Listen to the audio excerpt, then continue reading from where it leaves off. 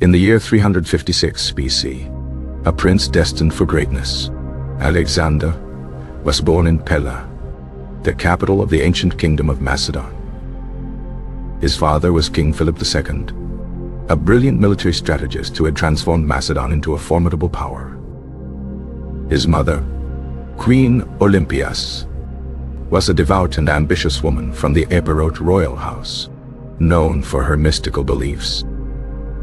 Young Alexander grew up in a court buzzing with political intrigue and military ambition.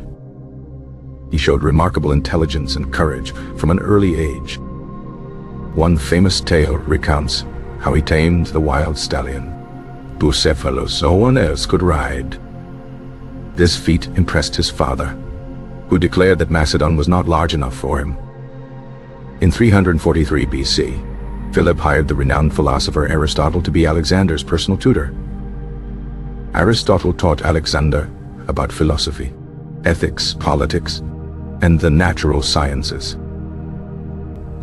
The philosopher instilled in the young prince a lifelong passion for knowledge and exploration.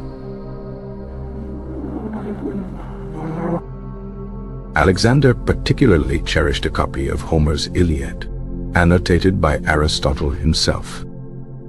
At the age of 16, while his father was away on campaign, Alexander was left as regent of Macedon. He quickly put down the Thracian revolt, demonstrating his early military prowess. 2 years later, at the Battle of Chaeronea, he commanded the Macedonian cavalry with distinction. This battle secured Macedonian hegemony over the Greek city-states. However, a severe fallout with his father led to Alexander's temporary exile.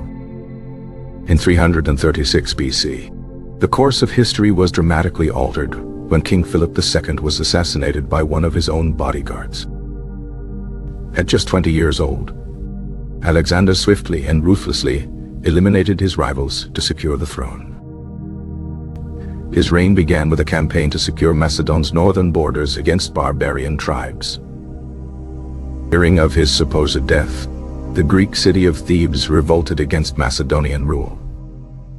Alexander marched his army south with incredible speed, covering 240 miles in 2 weeks.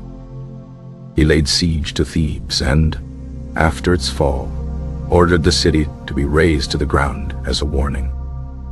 With Greece now pacified through fear, Alexander turned his attention to his father's grandest ambition, the invasion of the Persian Empire. In the spring of 334 BC, he crossed the Hellespont into Asia Minor with an army of around 48,000 men. Upon landing, he visited the legendary city of Troy, paying homage to the heroes of the Iliad. The first major confrontation with the Persians occurred at the Granicus River. Alexander led a daring cavalry charge across the river, directly at the enemy lines. Battle was a resounding victory for the Macedonians, opening up Asia Minor to their advance. He then proceeded to liberate the Greek cities of Ionia from Persian rule. In the city of Gordium, he encountered the famous Gordian knot. Legend claimed that whoever could untie it would rule all of Asia. Instead of trying to untangle the complex knot, Alexander simply sliced it in half with his sword. Later that year, at the Battle of Issus, Alexander faced the full might of the Persian army, led by King Darius III himself. Despite being heavily outnumbered, Alexander's superior tactics won the day. He led a decisive charge that broke the Persian center and forced Darius to flee in panic. Darius's mother, wife, and children were captured, but Alexander treated them with the utmost respect. Following this victory, he marched south along the Mediterranean coast. The island city of Tyre, a major Persian naval base, refused to surrender. Alexander began one of the most remarkable sieges in ancient history, building a causeway to the island. After 7 months of grueling effort, the city finally fell, then continued to Egypt, which welcomed him as a liberator from Persian oppression. In 331 BC, He founded the city of Alexandria at the mouth of the Nile, a future center of learning and culture. Driven by curiosity and a desire for divine affirmation, he made a perilous journey into the desert to visit the oracle of Siwa. There, the priests acclaimed him as the son of the god Zeus Ammon. This declaration reinforced his sense of destiny and divine mission. With Egypt secured, Alexander once again marched east to confront Darius. The final, decisive battle took place at Gaugamela, on a wide plain where Darius hoped his chariots in vast numbers would prevail.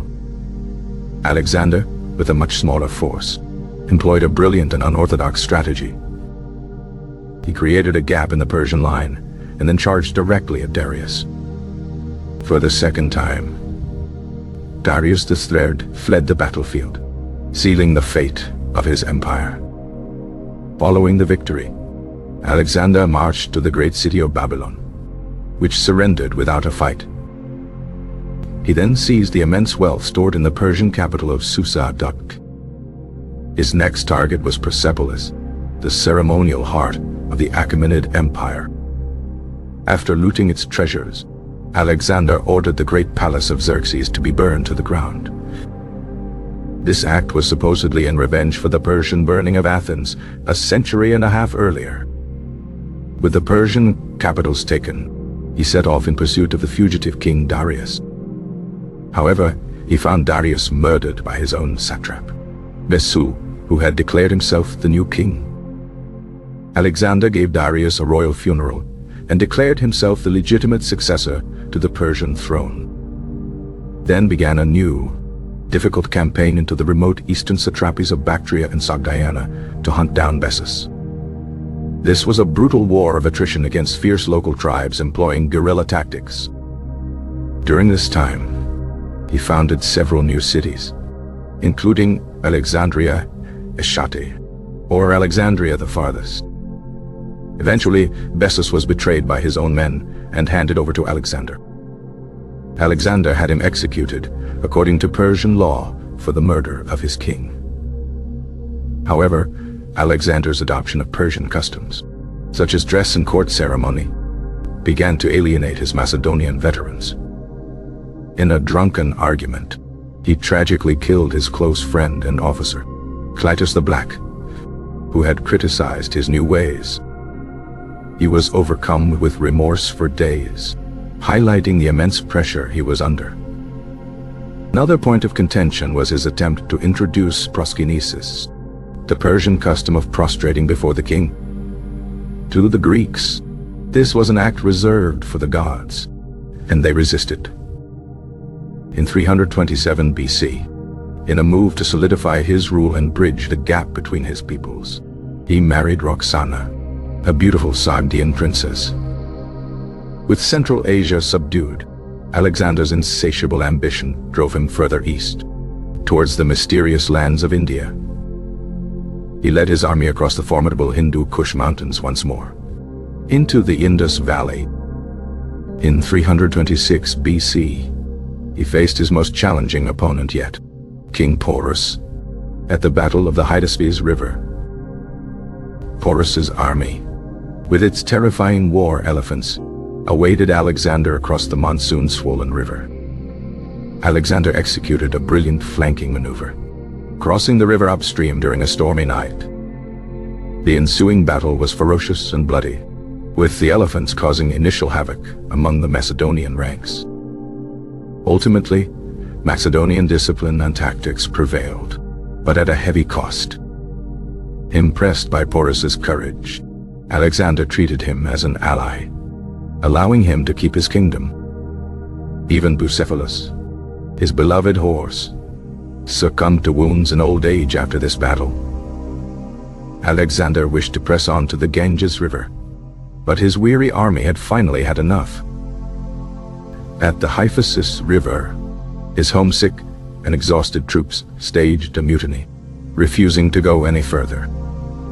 After 3 days of pleading and seclusion, a bitter and disappointed Alexander finally relented and agreed to turn back. The return journey was fraught with peril. Part of the army sailed down the Indus River, while the rest marched along the banks. During a campaign against the Mali tribe, Alexander was severely wounded by an arrow. He was carried back to his camp, near death, causing panic among his troops. Upon reaching the Indian Ocean, he sent his fleet back to Persia under the command of his admiral, Nearchus. Alexander himself chose to lead a portion of his army back through the treacherous Gedrosian desert. The march was a catastrophe, with thousands of his soldiers and followers perishing from heat and thirst. He shared the hardships of his men, famously refusing a helmet full of water because there was not enough for everyone. In 324 BC, the battered remnants of his army finally staggered back into Persia. Upon his return, he was furious to find that many of his satraps had mismanaged their provinces. He executed several of them to reassert his authority. In Susa, he organized a grand ceremony known as the Susa weddings. He and 80 of his top officers married Persian noblewomen to foster a new, blended ruling class. Soon after, at Opis, his Macedonian veterans mutinied again. They felt that Alexander was favoring his new Persian subjects over them. Alexander responded with a powerful, emotional speech, recounting their shared glories and hardships. His words moved the veterans to tears, and they reconciled in a great banquet of friendship. Later that year, his closest friend and possible lover, Hephaestion, died of a fever in Ecbatana. Alexander was consumed by a grief so profound that he had the doctor executed and went into a long period of mourning. He returned to Babylon in the spring of 323 BC, where he began planning a new campaign for the invasion of Arabia. He received embassies from distant lands, a testament to the vastness of his influence. However, after attending a lengthy banquet, he fell gravely ill with a fever.